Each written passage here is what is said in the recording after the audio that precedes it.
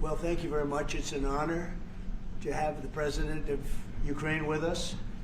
We've had a lot of good discussions, a lot of good talks, and I think progress is being made, very, very substantial progress in many ways.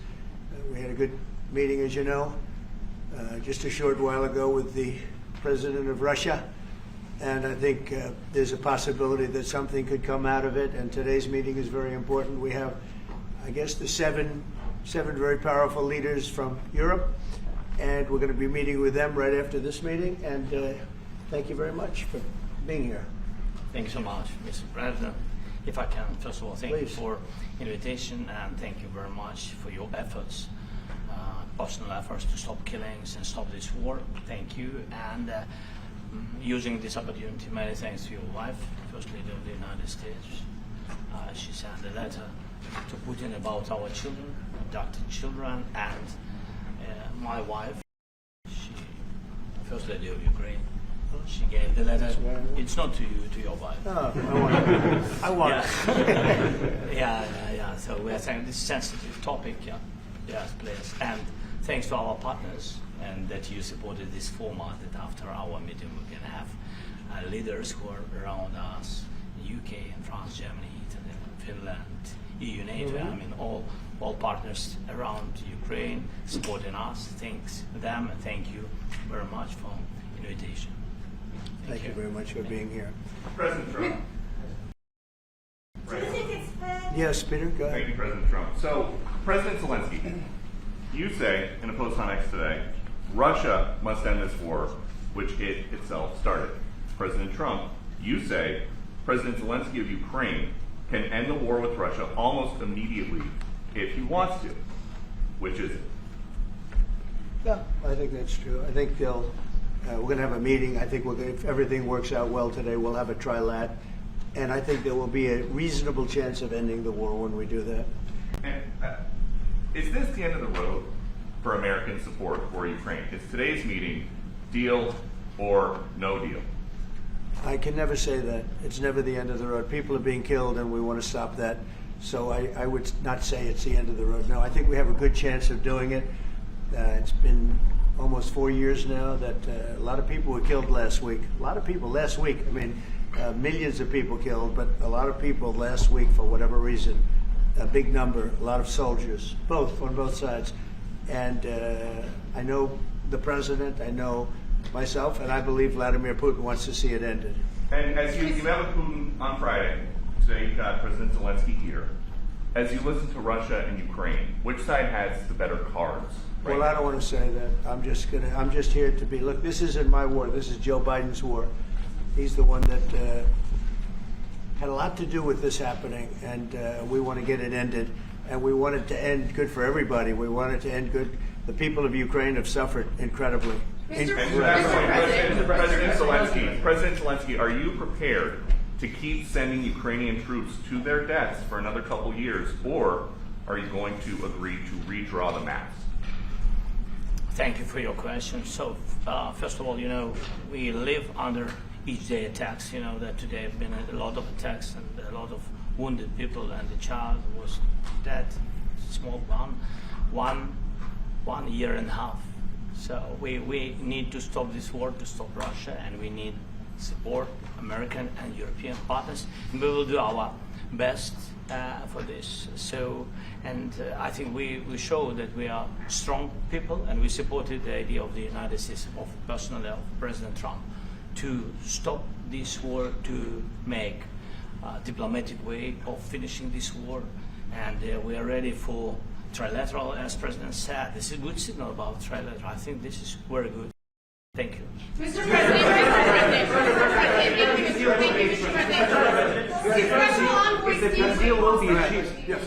if the peace deal will be achieved, are you going to be willing to send American peacekeepers to Ukraine? Well, we're going to work with Ukraine. We're going to work with everybody, and we're going to make sure that if there's peace, the peace is going to stay long term. This is very long term. We're not talking about a 2-year peace and then we end up in this mess again. We're going to make sure that everything's good. We'll work with Russia. We're going to work with Ukraine, and we're going to make sure it works. And I think if we can get to peace, it's going to work. I have no doubt about it. When your team is talking about Your team has talked about security guarantees. Could that involve U.S. troops? Would you rule that out in the future? We'll let you know that maybe later today. We're meeting with 7 great leaders of great countries also, and we'll be talking about that. They'll all be involved, but there'll be a lot of help when it comes to security. There's going to be a lot of help. It's going to be good. They are first line of defense because they're there. They're Europe, but we're going to help them out also. We'll be involved. Yes. Mr. President, Vladimir Putin mentioned that the war will not end without addressing the root causes of this war. Have you had an understanding what are the root causes of this war? Well, look, the war is going to end. When it ends, I can't tell you, but the war is going to end, and this gentleman wants it to end, and Vladimir Putin wants it to end. I think the whole world is tired of it, and we're going to get it ended. It was, I've done 6 wars. I've ended 6 wars, and I thought this maybe would be the easiest one, and it's not the easiest one. It's a tough one. A lot of reasons for it, and they'll be talking about it for a long time, but they'll be talking about the others. Look, India, Pakistan, we're talking about the big places. When you look at, you just take a look at some of these wars. You go to Africa and take a look at that. Rwanda and the Congo, Republic of the Congo. That's been going on for 31 years. And so we've done a total of 6, and we really have 6, not including the fact that we obliterated, and it turned out to be a total obliteration, the nuclear, as you said, the future nuclear capability of Iran. And this one, I think we're going to get solved also. I feel confident we're going to get it solved. Like guarantees or like the special envoy put forward. Thank you, Mr. President. Can you tell us about your conversations with European leaders and what they need to see to support an end to the war? Yeah, well, we're going to be meeting with a great representative group and 7 very powerful, very big countries and great people, all friends of mine and friends of yours. And we're going to have some suggestions made. They want to see peace. They would like to see peace. Where did Russia? Go ahead, please. In the red. President Trump, do you think it's fair for Ukraine and for Russia to achieve a lasting and durable peace if Ukraine cedes its territories that Russia hasn't yet conquered? Do you think it's a fair peace for Ukraine? We're going to have a lasting peace. Just to answer the first part of your question, we're going to have a lasting peace. I hope it's going to be immediately. I hope it doesn't have to go on. And I think people of the whole world is going to be very happy when that's announced. Yeah, please. Mr. President, you posted on social media, Mr. President, a very touching letter from the First Lady, and the letter was hand-delivered to President Putin, and it calls for an end to the war, essentially, because of the children and the children's future. Why did the First Lady feel that letter was necessary? Was it because she believes that Mr. Putin is the aggressor in the war? Is a similar letter being hand-delivered to President Zelenskyy? So the First Lady felt very strongly. She's watched the same thing that you watch and that I watch. I see things that you don't get to see, and it's horrible. But when she's got a great love of children, she has a wonderful son that she loves, probably more than anybody, including me. I hate to say it, but she loves her son. She loves children. And she hates to see something like this happening, and that goes for other wars too. I mean, she sees the heartbreak, the parents, the funerals that you see on television. Always funerals. We want to see something other than funerals. No, she felt it was a beautiful letter. It was very well received by him, and she did ask me to say, she would love to see this end. She would love to see it end, and she says it very openly, very proudly, and with great sorrow because so many people have been killed. Mr. President, last week, Brian, go ahead, brother. Yes, sir. I've got a question for each of you. Yes. First of all, President Zelensky. You look fabulous in that suit. I said the same thing. Yeah, you look good. I said the same thing. Yeah. Isn't that nice? That's the one that attacked you last time. See, now he's in. I remember that. I love that. You look wonderful. No, my first question for you, But President you Zelensky. are in the same suit. You see, I changed. You are not. Maybe yours is much better. please. Real quickly, upon peace, God willing we get peace, are you open to holding an election in your country? Yes, of course. We are open for election, yes. We have to do safety circumstances. And a little bit, we need to work in the parliament, because during the war you can't have elections, but we can do security. We need, maybe, how to say, we need a truth, yes, everywhere, in the battlefield, in the sky, in the sea, yeah, to make possible for people to do democratic, open, legal elections. So you say we are ready. during the war you can't have elections. So let me just say 3.5 years from now. So you mean if we happen to be in a war with somebody, no more elections? Oh, that's good. I wonder what the fake. You like news this is. idea? Yeah, no, this is No. Speaking of news, I got a question for you. This sounds insane for me even to ask this, but do you think the American media really doesn't even want a peace deal because they've been so critical of you every step of the way as you lead the charge for peace? It's an amazing phenomenon. I said that if in the settlement you got Moscow, St. Petersburg, and thousands of miles around them, they would say, I made a bad deal. The level of hatred and animosity is incredible. Not with all. I mean, we have great people up here. We also have terrible people up there that I think are told what to say. But, in solving all of these wars, they don't even write about it. I saw major wars. I saw wars that have been going on for 31, 35, and 37, and a couple of quicker ones. One that was going to go into a full-blown deal very quickly. The one I'm talking about, it was a big one. But they don't even write about that. No matter what I do, no matter what, and this is not anything to do with you. It's probably to your advantage in a certain way. But no matter what I do, no matter what deal I make, from my standpoint, you'll come out good. Maybe President Putin will come out good. But they'll say, Trump was absolutely horrible. It's just that, and I've lived with that for a long time. I've lived with it since just before the first election. I used to get great publicity. Now I get the worst publicity anyone's ever gotten in office, but I won in a landslide, so that people understand. They're the only ones that count, ultimately. But I've also had great reporters. I've had journalists that are very good. But it's very sad when you do the right thing. As an example, they said, because of the fact that Vladimir Putin came to American soil, this was a tremendous defeat for Donald Trump. No, it was really wonderful that he did it. It was a hard thing for him to do, to be honest with you. It was the opposite of what they said, but they said it. Now, if he didn't come, they'd say that was also bad for Trump. There's no way.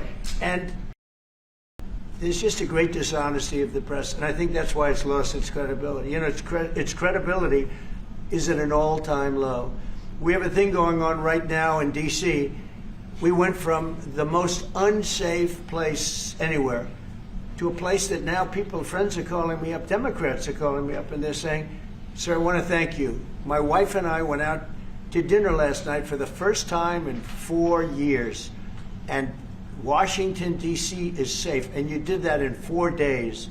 I'll tell you, it's safe. I had another friend of mine, he has a son who's a great golfer, he's on tour, and he came in 4th yesterday in the big tournament where Scotty Scheffler made the great shot, and he said his son is going to dinner in Washington, D.C. tonight. I said, would you have allowed that to happen a year ago? He said, no way, no way. He said, what you've done is incredible. And I think the people realize it. But the press says, he's a dictator, he's trying to take over. No, all I want is security for our people. But people that haven't gone out to dinner in Washington, D.C. in 2 years are going out to dinner. And the restaurants the last 2 days were busier than they've been in a long time. Thank So you for that. I walked around yesterday with MTG. If you can walk around with DC with MTG and not be attacked, this city is safe. Yes. Thank you, Mr. President. Last week you warned of what you called severe consequences if a 30-day ceasefire or any type of ceasefire were not agreed to by Russia. Will there be severe consequences? Does that change because of I don't what think you Mr. need a President? ceasefire. You know, if you look at the 6 deals that I settled this year, they were all at war. I didn't do any ceasefires. And I know that it might be good to have, but I can also understand strategically why, well, you know, one country or the other wouldn't want it. You have a ceasefire and they rebuild and rebuild and rebuild, and, you know, maybe they don't want that. But if you look at the 6 deals that we made peace and you know, long-term, long-running wars, I didn't do any ceasefires. Would I like the concept. You know, I like the concept of a ceasefire for one reason, because you'd stop killing people immediately, as opposed to in 2 weeks or 1 week or whatever it takes. But we can work a deal where we're working on a peace deal while they're fighting. They have to fight. I wish they could stop. I'd like them to stop. But strategically, that could be a disadvantage for one side or the other. But all of these deals I made without even the mention of the words ceasefire. Can you explain the decision to offer Ukraine Article 5-like security guarantees, but stop short of pushing for their full membership? Yeah, well, we haven't done anything on that yet. If you look back and you go back long before President Putin, it was always a statement that they would never allow Ukraine into NATO. So that was a statement that was made, but we haven't discussed any of that yet. We're going to be discussing it today, but we will give them very good protection, very good security. That's part of it. And the people that are waiting for us, they are, I think they're very like-minded. They want to help out also. Thank you, President Trump. The United States has already given hundreds of billions of dollars to this war effort in Ukraine. Biden. At best, it is a stalemate, and the killing continues. So, President Trump, how much more is the United States willing to give Ukraine? And President Zelensky, how much more do you want? Well, I'll start off just by saying we're not giving anything now. We're selling weapons. This is something before, I guess the number is well over $300 billion. That was under Joe Biden, a corrupt politician, not a smart man, never was. By the way, go back 40 years, he was not a smart man 40 years ago either, but now he's in particular bad. This was done by a corrupt administration that shouldn't have been in, and frankly, if the right results of the election were given, if I were president, this war would have never taken place, and he would have been very happy, because he would have liked to have seen, I mean, they went through hell. He went through hell. This war would have never happened, and the people that were killed, a couple of million people, a lot of people with soldiers and everything else, and the people that have been displaced and forced into other areas and other countries because of what's happened, none of that would have happened. And I'm just saying that he was a horrible president, whether it was the borders or this. He was just a horrible, corrupt president. Mr. President, You want to answer? I can. Thank you so much. So first of all, we have possibility now to buy weapon from the United States. We are thankful for this program and this opportunity. We are thankful for Europe. They pay for this. And through NATO program, for example, Pearl and etc., we have some programs where we can have some money to finance this. And this is a part, I think, it's not a part for the war and to defend us. It also will be a part for security guarantees, to strengthen our army, to rearm Ukrainian army. This is very, very important. And it depends how much money we need to rearm. For example, the question of air defense, we spoke about it with President Trump, and I'm happy that we have now bilateral decisions and we work on it with production, American production. Nobody in Europe has so many air defense like Patriots, for example. We need it very much, and this is also about defending. And I think, I think the good news, we make the best military equipment in the world by far. You mentioned the Patriots. How good are they? Systems. We have systems, they're literally 100% foolproof. And it's really like shooting two bullets, two bullets hitting each other in the air in a space like this. The chance is 100%. It's 99 to 100%.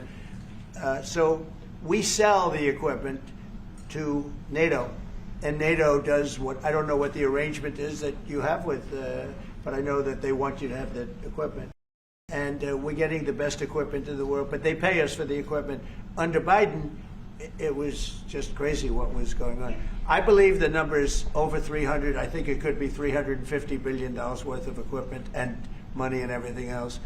And we've made more progress in settling this war in the last 2 months than they made in 4 years. This should have been settled a long time ago, but it should have never happened. Yeah, please. You pushed out on social media. All right, Brian, go first. You pushed out on social media about doing away with mail-in ballots and potentially electronic voting machines. Can you explain on that? How? Well, that's a very off-topic. Just really quickly, mail-in ballots are corrupt. Mail-in ballots, you can never have a real democracy with mail-in ballots. And we, as a Republican Party, are going to do everything possible that we get rid of mail-in ballots. We're going to start with an executive order that's being written right now by the best lawyers in the country to end mail-in ballots because they're corrupt. And you know that we're the only country in the world, I believe, I may be wrong, but just about the only country in the world that uses them because of what's happened. Massive fraud all over the place. The other thing we want change are the machines. For all of the money they spend, it's approximately 10 times more expensive than paper ballots. And paper ballots are very sophisticated with the watermark paper and everything else. We would get secure elections. We'd get much faster results. The machines, I mean, they say we're going to have the results in 2 weeks. With paper ballots, you have the results that night. Most people, but most people, many countries use paper ballots. It's the most secure form. So between paper ballots, very, very important, paper ballots, and I think maybe even more important, the mail-in voting. We're going to end mail-in voting. It's a fraud. If you have mail-in vote, even Jimmy Carter with this commission, they set it up. He said the one thing about mail-in voting, you will never have an honest election if you have mail-in. And it's time that the Republicans get tough and stop it because the Democrats want it. It's the only way they can get elected. Because with men and women's sports and with transgender for everybody and open borders and all of the horrible things, and now the new thing is they love crime. They're fighting me on the fact that I've made Washington, D.C. safe. We're not going to get mugged, beaten up, or killed like all the people you've been watching get so badly hurt. I'm glad, I hate to take your time on this, but I'm glad you asked me that question. We're going to stop mail-in ballots because it's corrupt. You know, when you go to a voting booth and you do it the right way and you go to a state that runs it properly, you go in, they even ask me, they asked me for my license plate, for identity. I said, I don't know if I have it. He said, sir, you have to have it. I was very impressed, actually.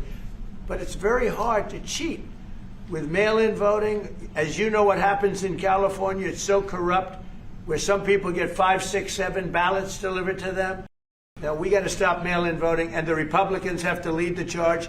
The Democrats want it because they have horrible policy. If you have mail-in voting, you're not going to have many Democrats get elected. That's bigger than anything having to do with redistricting, believe me. And the Republicans have to get smart. We're not going to have a country. I said for a long time at rallies, you need borders and you need free and fair elections. Those two things, otherwise you don't have. We have strong borders now. In 90 days, Mr. President, we didn't have 0 in 3 months. Not one person came in illegally into our country. In fact, even I find that hard to believe, but it's run by a little bit of a liberal group that put out the numbers, so I guess it's, but 0, 0, and 0. You go back a year ago, 2 years ago, 3, millions of people poured into our country. It was terrible. Thank you very much. What guarantees do you need from President Trump to be able to make a deal? Is it American troops, intelligence, equipment? What is it? Everything. And really, it includes 2 parts. First, strong Ukrainian army. That's what I began to discuss with your colleagues. And it's a lot about weapon and then people and training missions and intelligence. And second, we will discuss with our partners. It depends on the big countries, on the United States, on a lot of our friends. Mr. President, is it good to commit American troops to that NATO-like protection in order to get President Zelensky to a deal today? Well, I don't know if you define it that way, but NATO-like, I mean, we have people waiting in another room right now. They're all here from Europe, biggest people in Europe, and they want to give protection. They feel very strongly about it, and we'll help them out with that. I think it's very important. I think it's very important to get the deal done. You've been involved with the peacekeeping in Ukraine since your first day in the administration. What would you say to the Ukrainian people right now who are suffering under the Russian attacks and hoping that the American people will stand with them? Well, I know Ukrainian people. I've known many over the years. They're great people. They're smart. They're energetic. They love their country. I mean, they love their country, and we want to get this war ended. That's all I can do. I love the Ukrainian people, but I love all people. I love the Russian people. I love them all. I want to get the war stopped. Very important. Mr. President, was there any aspect of your discussion with Vladimir Putin that left you disappointed? Look, we just spoke to, I was just telling the president, I just spoke to President Putin indirectly, and we're going to have a phone call right after these meetings today. And we may or may not have a trilat. If we don't have a trilat, then the fighting continues. And if we do, we have a good chance. I think if we have a trilat, there's a good chance of maybe ending it. But he's expecting my call when we're finished with this meeting. Thank you very much, everybody. Thank you.